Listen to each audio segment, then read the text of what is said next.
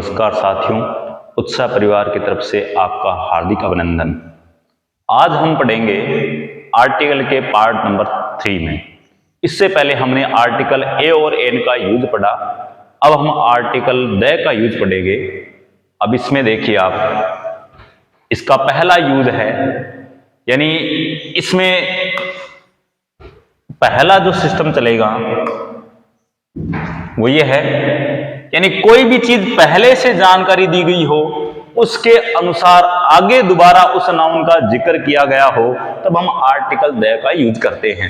यानी पहली वाली जानकारी के अनुसार आगे जो नाउन होगा वो क्या डेफिनेटनेस प्राप्त कर लेगा, तब हम आर्टिकल द यूज करेंगे। यानी अर्लियर मेंशन्ड जो जानकारी है उसके अनुसार ये डेफिनेटनेस प्राप्त करता है।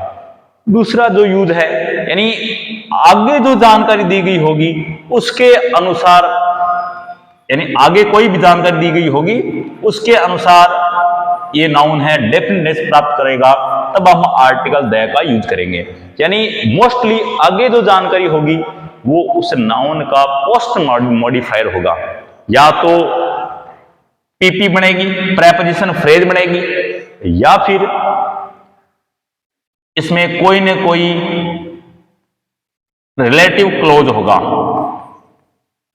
एडजेक्टिव क्लोज होगा, तब ये इसको डेफिनेटनेस प्राप्त करेगा ये नाउन, तब हम आर्टिकल द का यूज करेंगे।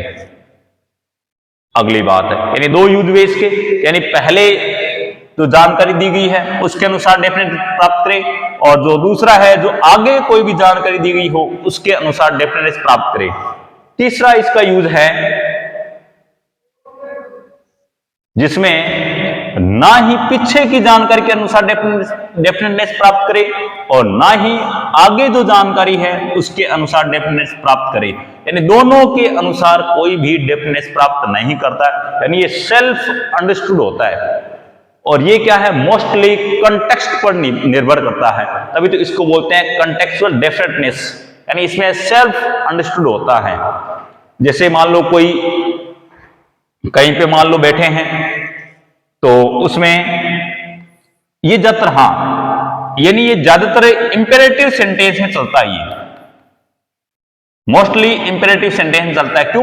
क्योंकि इंपेरेटिव सेंटेंस में आमने सामने विवाद होता है, आमने सामने संवाद होता है, इसके कारण से इसमें ये तीसरा जो यूज है वो यहां पे काम में लिया जाता है, तब हम आर्टिकल द का यूज करते हैं। जैसे ओपन द डोर, यहां पे इस डोर से पहले हमने क्या यूज किया, आर्टिकल द का यूज किया। ये इंपेरेटिव सेंटेंस है, क्यों? क्योंकि वर्ब की बेस फॉर्म से स्टार्ट हुआ है, तो इसमें क्या होगा, ना ही पीछे की जानकारी के अनुसार हमने डेफिनेटनेस प्राप्त किया द, और ना ही इस नाउन ने आगे की जानकारी के अनुसार डेफिनेटनेस प्राप्त किया, तो इसलिए आर्टिकल ये सेल्फ अंडरस्टूड हुआ, इसलिए आर्टिकल द का यूज हुआ। अगला है चौथा यूज पढ़ेंगे हम। एक बार तो हम इनके कहां यूज पढ़ेंगे द आर्टिकल का, वो एक बार चर्चा कर रहे हैं उसके बारे में। चौथा इसका इस यूज पढ़ेंगे जेनेरिक रेफरेंस, यानी पूरी जाति को बताने के अर्थ में हम आर्टिकल द का यूज हम कहां करेंगे उसके बारे में पढ़ेंगे। और पांचवा यूज है यूनिक रेफरेंस, यानी जो संसार में एकमात्र चीज है, यूनिक है, अपने आप में विशिष्ट है, उनके अर्थ में हम आर्टिकल द का यूज पढ़ेंगे इसमें। और छठा इसका यूज में हम फिक्स्ड यूज पढ़ेंगे, यानी जिसमें ये पांचों के पांचों सिस्टम नहीं चलता, जिनमें फिक्स्ड यूज चलता है, उनके बारे में पढ़ेंगे। अब इसमें पहला है,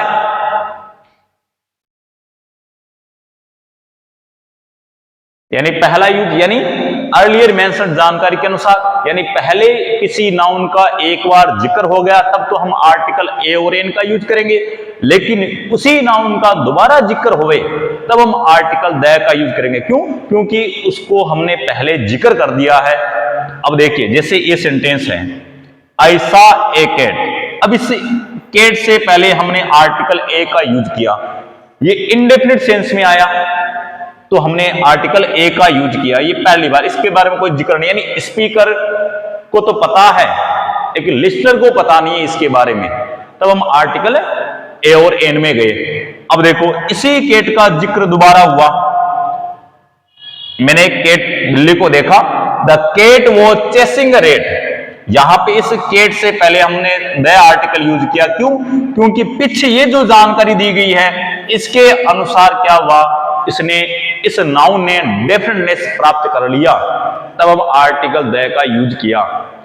chess the cat was chasing a rat. अब इस रेट से पहले हमने आर्टिकल ए लगाया, क्यों लगाया? क्योंकि इसका जिक्र पहली बार हुआ है और इसने डेफिनेटनेस प्राप्त नहीं किया गया है, तो इसलिए ए और एन में गए। अब इसी नाउन का जिक्र दोबारा हुआ, the cat was eating corn. अब इसमें इससे पहले आर्टिकल द लगा दिया, क्यों? क्योंकि ये पीछे की जो जानकारी है उसके अनुसार इसने डेफिनेटनेस प्राप्त कर लिया है। अब ये कौन से पहले जीरो आर्टिकल आएगा, कोई आर्टिकल नहीं आएगा, क्यों? क्योंकि ये अनकाउंटेबल है और अनकाउंटेबल यदि जेनेरिक सेंस में आए तब हम आर्टिकल जीरो यूज करते हैं। यदि डेफिनेट होता ही है तब तो हम आर्टिकल द में चले जाते हैं, लेकिन इसमें डेफिनेटनेस वाली बात नहीं है, इसलिए जीरो आर्टिकल लगाया। तो इसमें हमने क्या देखा, यानी पीछे जो जानकारी दी गई है उसके अनुसार नाउन है वो डेफिनेटनेस प्राप्त करता है और आर्टिकल द का यूज करते हैं। इसमें नेक्स्ट सेंटेंस है, yesterday I saw a boy. कल मैंने एक लड़के को देखा, तो इसमें बॉय है, उससे पहले हमने आर्टिकल ए लगाया। क्यों लगाया? क्योंकि इसका जिक्र पहली बार हुआ है, ये इंडेफिनिट सेंस में आया है, तब हम इंडेफिनिट सेंस में हम आर्टिकल ए और एन में गए। अब इसी जानकारी, इस पूरी की पूरी जानकारी के अनुसार ये जो बॉय है वो डेफिनेट हो गया। इसके कारण से क्या हुआ, डेफिनेटनेस इसने प्राप्त कर लिया है, तब हमने आर्टिकल द का यूज किया। The boy was wearing A green shirt. तो वो लड़का है ग्रीन शर्ट पहने हुआ था, तो यहां पे डेफिनेटनेस प्राप्त किया इसके कारण से, तब आर्टिकल द का यूज किया। यानी अब बात आती स्पीकर और लिसनर की, स्पीकर और लिसनर की। तो इसमें तो स्पीकर जो ये सेंटेंस बोलेगा तो लिसनर सवाल कर सकता है कि भाई कल आपने कौन सा लड़का देखा, किसको देखा? तो इसमें उसको पता नहीं है, यानी स्पीकर के जेहन में तो है ये लड़का, लेकिन लिसनर के जेहन में नहीं है, तो इसलिए इंडेफिनिट सेंस में आया, आर्टिकल ए का यूज किया। अब मान लो ये दोबारा बॉय का जिक्र किया, तो स्पीकर बोलेगा, तो लिसनर ये सवाल पूछेगा कौन सा लड़का, तो ये कह देगा ये लड़का जिसको कल मैंने देखा। ये जो पूरी जो बात है इसके अनुसार ये डेफिनेट हो गया, तब हम आर्टिकल द का यूज किया। अगला यूज, दूसरा यूज। पहला यूज था, पहले जो जानकारी मेंशन की गई है उसके अनुसार डेफिनेटनेस प्राप्त करता है। अब दूसरा जो यूज है उसमें आगे कोई जानकारी दी गई हो उसके अनुसार डेफिनेटनेस प्राप्त करते हैं। कोई भी नाउन है, आगे जानकारी दी गई उसके अनुसार डेफिनेटनेस प्राप्त करे, तब हम आर्टिकल द का यूज करते हैं। और इसके लिए मैंने बताया कि ये प्रेपोजिशन फ्रेज होगी, ये ज्यादातर क्या होगा, यहाँ पे पोस्ट मॉडिफायर होगा, पोस्ट मॉडिफायर होगा। और इसमें या तो प्रेपोजिशन फ्रेज आ सकती है और या फिर कोई क्लोज आ सकता है, रिलेटिव क्लोज है, एडजेक्टिव क्लोज है, वो आ सकता है, तब हम आर्टिकल द में जाएंगे। जैसे अगला सेंटेंस है, the cat which I saw. वो लड़की, सॉरी वो बिल्ली जिसको मैंने देखा, वो चेसिंग द रेट, वो चूहे का पीछा कर रही थी। यानी इस जो जानकारी है इसके अनुसार हमने क्या किया, आर्टिकल द का यूज किया। ये डेफिनेट, इसके कारण से डेफिनेट हुआ, इसने डेफिनेटनेस प्राप्त किया। तो ये पोस्ट मॉडिफायर बना हुआ है, और ये पोस्ट मॉडिफायर में भी कौन सा, ये क्लोज है, रिलेटिव क्लोज है, इसके कारण से डेफिनेट हुआ। और मूल में सेंटेंस तो यही था, ये सब्जेक्ट बना हुआ है पूरा का पूरा, और ये वर्ब है पूरी पूरी, ये ऑब्जेक्ट वगैरह आ गई है। तो अब इसमें ये देखिए, तो इसमें ये चीज आई, तो ये पोस्ट मॉडिफायर बना हुआ है, और ये मॉडिफायर है, ये हेड है, और ये मॉडिफायर है। तो यहां पे क्लोज है, इसके कारण से डेफिनेट हुआ ये केट। और इसलिए आर्टिकल द का यूज किया। अब अगला है ये the cat which was eating corn. अब इस केट, इस रेड से पहले भी हमने आर्टिकल द का यूज किया। कैसे? विच वॉज ईटिंग कॉर्न, जो कि अनाज खा रहा था, तो उसके अनुसार इस जो जानकारी है इसके अनुसार हमने आर्टिकल द का यूज किया, यानी जो आगे जो जानकारी है उसके अनुसार डेफिनेटनेस प्राप्त किया। अगला सेंटेंस है blank gold is a precious metal. यहां पे ये अनकाउंटेबल है, और अनकाउंटेबल है इसका मतलब ए और एन में तो जाना नहीं है।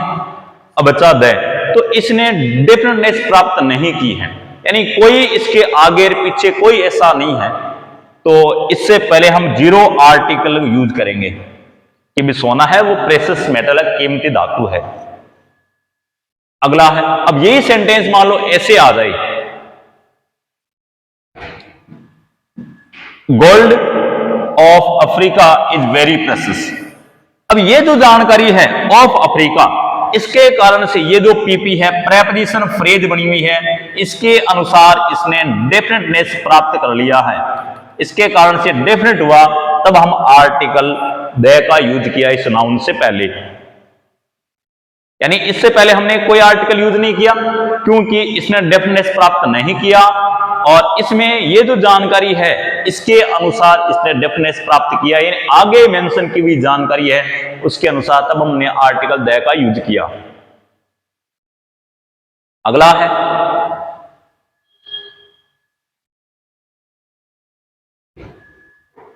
एक सेंटेंस और है, इसमें दो है, the knowledge of the carpentry he has is useful for him. इसमें देखिए यहां पे ये जो वर्ड है नॉलेज अनकाउंटेबल वर्ड है, तो अनकाउंट पहले हम कोई आर्टिकल यूज नहीं करते हैं मोस्टली, ए और एन में तो यूज करना नहीं, लेकिन ये डेफिनेट हुआ। कैसे हुआ, किसके कारण से हुआ? ये जो आगे जो जानकारी दी गई है the knowledge of carpentry he has, इस जो जानकारी है इसके अनुसार ये डेफिनेट हुआ, तब ने आर्टिकल द का यूज किया। अगला है the knowledge of French he has, यानी फ्रेंच का जो नॉलेज है जो उसके पास है, ये जो क्लोज है उसके अनुसार इसने डेफिनेटनेस प्राप्त किया, तब हमने आर्टिकल द का यूज किया।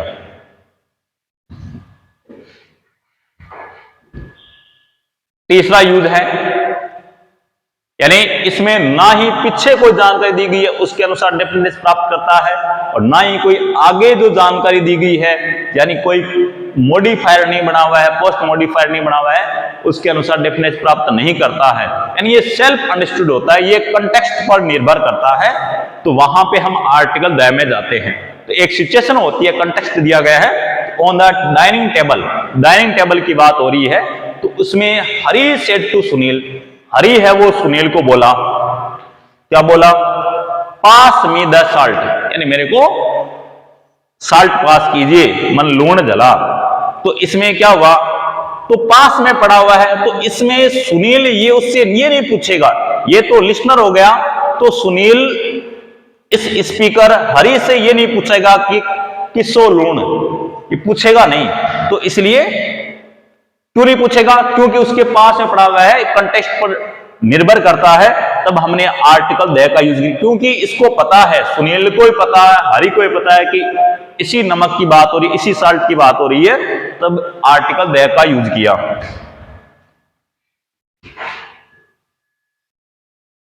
और कुछ एग्जांपल है इसमें, let's go to the park. अब इसमें देखिए, यानी इसमें पार्क फिक्स है कि भी हाँ इसी पार्क की बात हो रही है जो हमेशा इसमें रोजाना जाते हैं, तो इससे पहले हमने आर्टिकल द का यूज किया क्योंकि हाँ भाई जो भी नजदीक पार्क है उसका जिक्र हो रहा है। तो ये तीसरा वाला जो हमने यूज पढ़ा वो पहले भी अपने जिक्र किया, इंपेरेटिव सेंटेंस में मोस्टली मिलता है, क्योंकि आमने सामने इसमें संवाद होते हैं, जिसे पता होता है कि हाँ इसका ही जिक्र किया गया है। और go to the kitchen, kitchen में जाइए, तो इसमें किचन से पहले भी हमने आर्टिकल द का यूज किया। अपने घर में है, मान लो बैठे हैं, तो अपने को पता है कि हाँ इसी किचन की बात हो रही है। और वैसे ही ओपन द डोर, दरवाजा खोलिए। तो इसमें पता है आमने सामने संवाद है, तो इसमें पता है कि हाँ ये इसी दरवाजे की बात हो रही है, तब ने हमने आर्टिकल द का यूज किया।